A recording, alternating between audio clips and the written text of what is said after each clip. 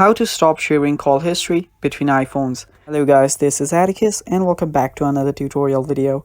In today's video, I'll teach you guys how you can stop sharing call history between iPhones. So let's get started. First, open up your settings. After you open your settings, tap on your Apple ID and go to your Apple account settings. After you're there, what you'll need to do is go to iCloud, and when you're on your iCloud, scroll down, and then you will see all of the apps that use your Apple ID, that is your iCloud. Now here, go to see all, and there you have it. Now here what you'll need to do is make sure that you turn off contacts and your iPhone and FaceTime.